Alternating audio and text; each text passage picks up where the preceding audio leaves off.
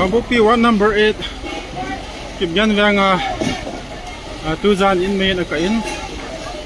ipia kon ham tiwang cha khe chen nai kon he mấy cả kim này thế riêng như hát thế riêng như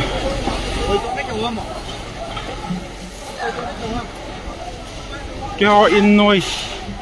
cái họ in à cô nào cầm nó bị sẹt đâu cái họ in nồi đang chỉ cho đàn he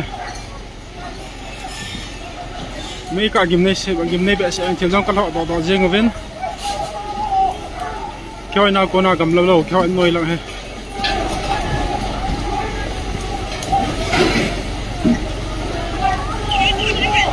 cái chuyện nó làm này hát chế nhưงี้ít phèn vàng và fire brigade như thế này phèn vàng hát chế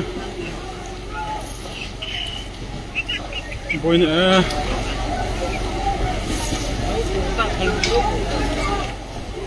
cái này cái zol pate anh hiền cái zol pate anh nung tay nó sát chế như hát chế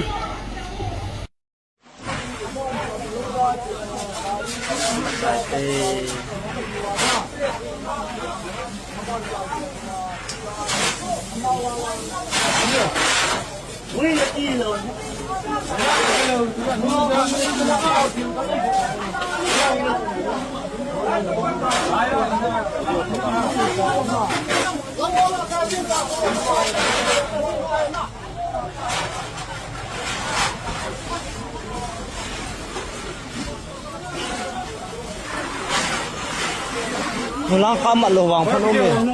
e aka mo chu lang kamat lo wang phan min da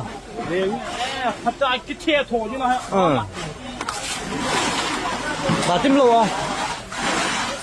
theo te lai dung ho chi the ni lo